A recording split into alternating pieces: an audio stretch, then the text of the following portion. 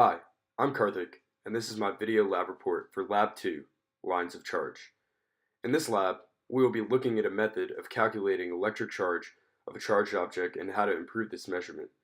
I will start with an overview of the problem from Lab 1 and the fundamental principles of physics used to obtain these answers.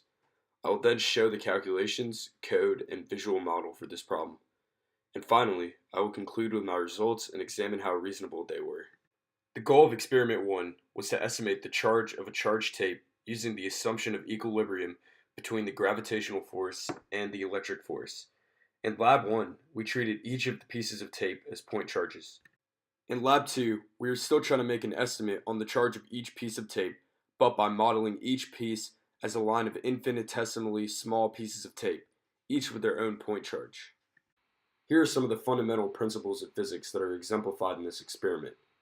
Newton's third law states that for every action, there's an equal and opposite reaction. This is exemplified in our experiment in that the top tape and bottom tape exert equal and opposite forces on each other. Newton's second law states that a system in equilibrium has a net sum of forces equal to zero. We can assume that the only two forces acting on the top piece of tape are gravitational force and the electric force by the bottom tape. Charge can be computed by first determining the electric force on an object and then using the principle that electric force equals the electric field times the charge. Additionally, the reason our experiment is more accurate when we include multiple point charges can be proven with simple calculus. The sum of an infinite series is the same as taking the limit as the series goes to infinity, which becomes more and more accurate as it approaches infinity. This clearly shows that the more sections of tape we have, the more accurately we can model the charge. The experiment was the same as Lab 1.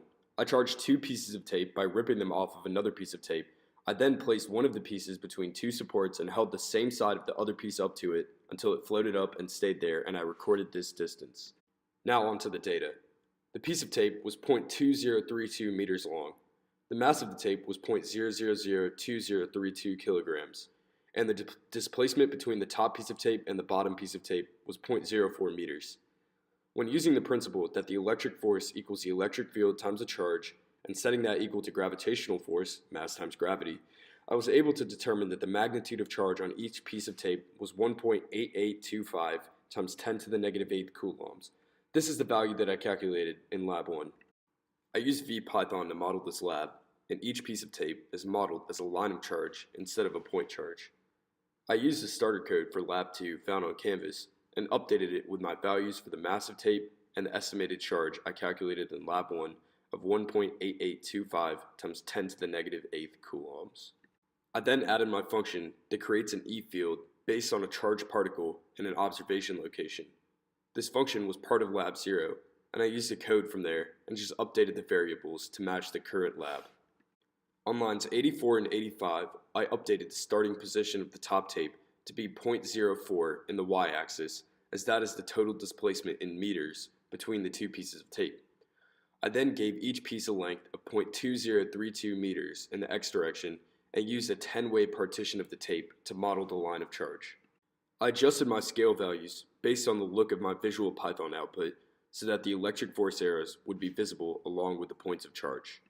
This section of code iterates through every piece of charge, 10 in this case, on each piece of tape, and calculates the electric force on the top tape due to the bottom tape, and creates individual force arrows based on the electric field along with the inputted charge at each of these locations. Finally, the two large net electric force and gravitational force arrows are constructed and the magnitudes of each are printed out. After running the code, I got this visual. The green arrows represent the individual electric forces from the pieces of the bottom tape on the pieces of the top tape. The red balls represent the pieces of the top tape, the blue balls represent the pieces of the bottom tape, the white arrow represents the net electric force by the bottom tape on the top tape, and the yellow arrow represents the net gravitational force on the top tape. When I plugged the value of charge calculated in Lab 1 of 1.8825 times 10 to the negative 8th coulombs into the code for Lab 2, I saw that there was a magnitude of electric force of only 5.958 times 10 to the negative 4th newtons. As stated before, in Lab 1 we modeled each piece of tape as a point charge. Here they are modeled as lines of charge, and it is seen that the magnitude of electric force is much too small to balance out the gravitational force. After playing around with the value for charge, I got an estimated net charge on one of the pieces of tape of 3.4434 times 10 to the negative 8th coulombs. I was able to confirm this number by running the code and visually seeing that the arrows were the same length, and by the output of the code, which shows extremely close values of magnitudes of gravitational force and electric force. Now for the conclusion. If I had modeled each of the tapes as a single point charge, I would have gotten the value I did in lab 1 of 1.8825 times 10 to the negative 8th coulombs, as opposed to my more accurate value of 3.4434 times 10 to the negative 8th coulombs based on the continuous charge model. These estimates differ because there is a non-negligible x component in the lines of charge method. With the point charge method, the y component of the electric force is the only force considered in equalizing the gravitational force.